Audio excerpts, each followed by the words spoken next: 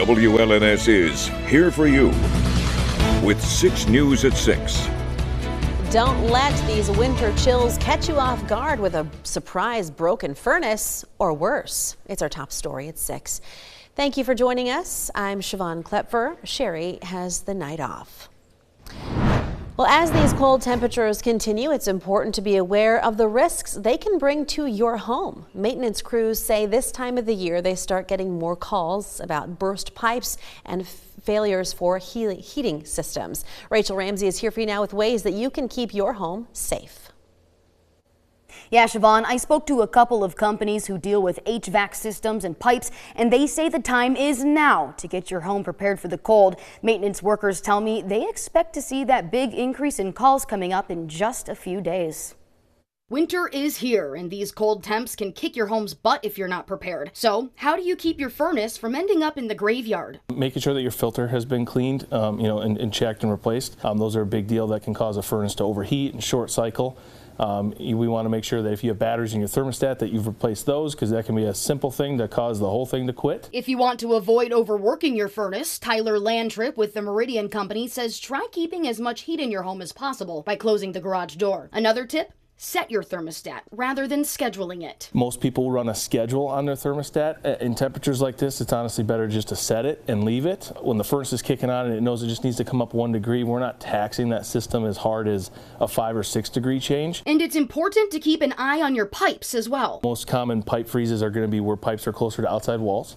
Outdoor spigots, having covers on those is going to help keeping them from freeze. Bob Headland with Service Professor says lightly running your faucet at night, both hot and cold, helps too. Water is a whole lot cheaper than a problem. And Headland says mobile homes during the cold are a whole different beast. All the infrastructure of most of the heating, all your plumbing is above the ground as opposed to being down in a basement or below the ground. A lot of times the outdoor weather is actually flowing under your mobile home. So if you have a mobile home, Headland suggests examining your pipes. Any time that you see the skirting, either with pieces missing or gaps in the skirting, at the very least, if you can get something to block that, whether it's tape, whether it's something, what you want to do is seal up any penetrations that are open.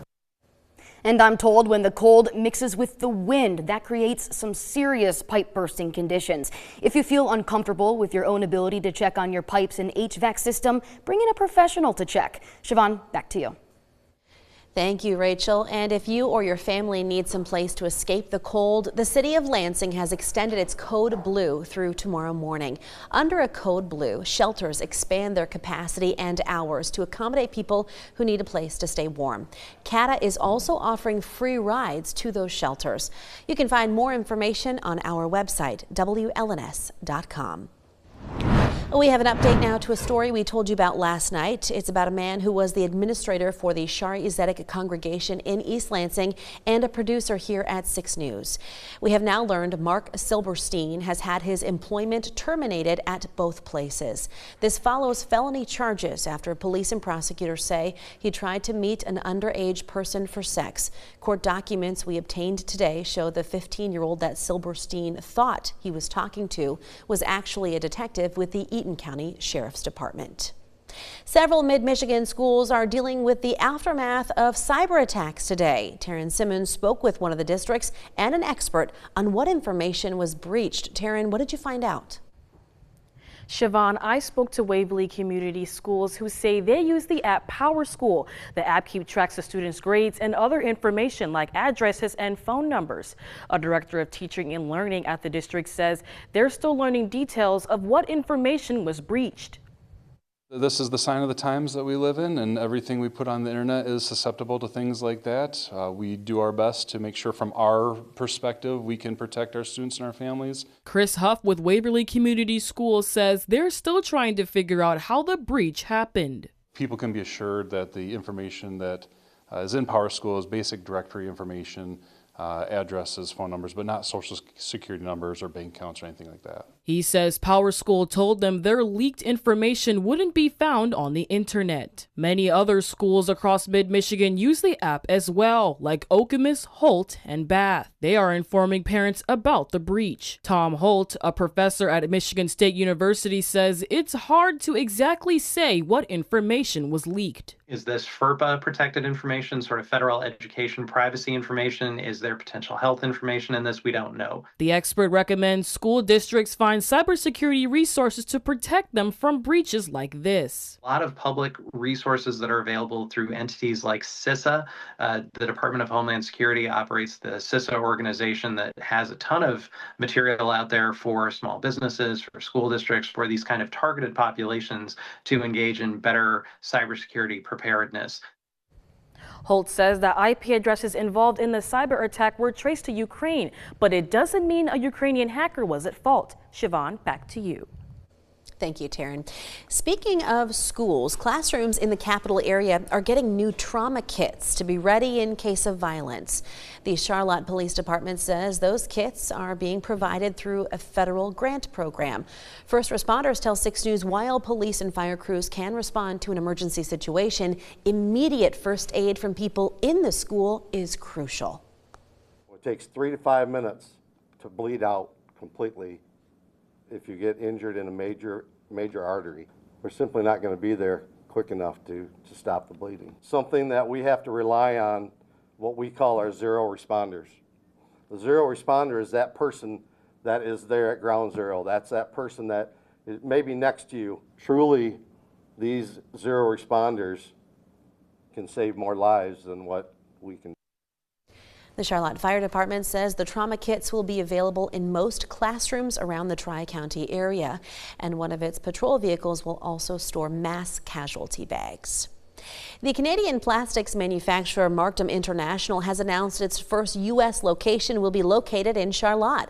Markdom Michigan Plastics is planning a $19 million investment that will bring 170 new jobs to the area, and we will have much more for you on this coming up tonight on 6 News at 11.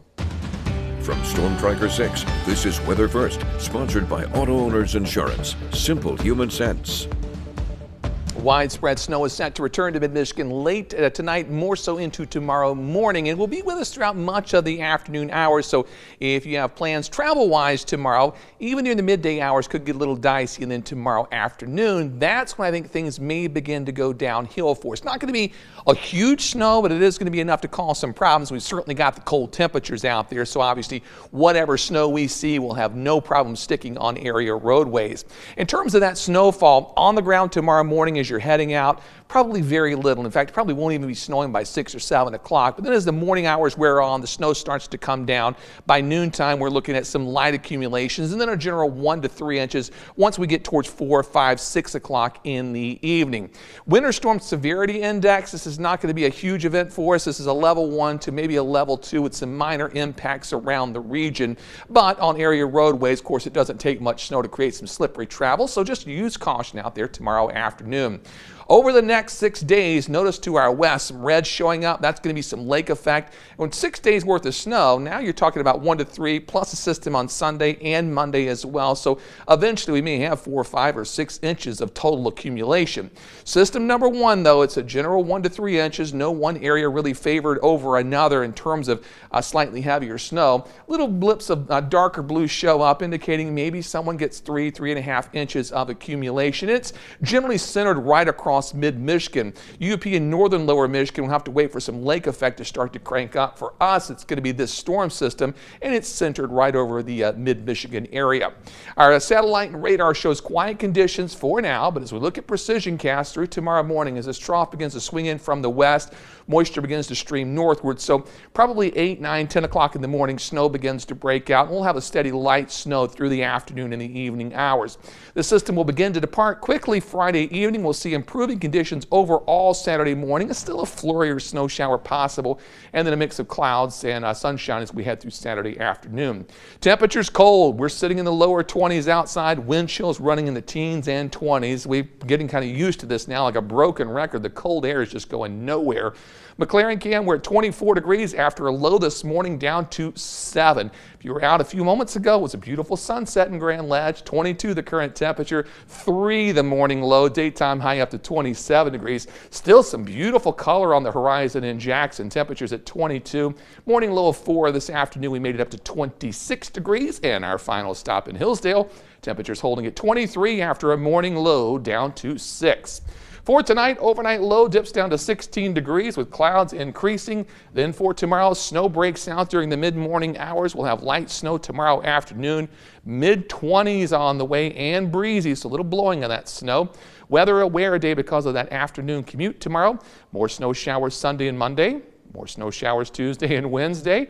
And guess what? More snow showers next weekend, and it stays cold. Highs the next 12 days, once again, below freezing. Yeah, that's true. Winter is no doubt here now, finally. Yeah, we may have dodged the double-digit snowfall so far, but when you get a bunch of little snows, it eventually starts to add up. It does, David. Thank you.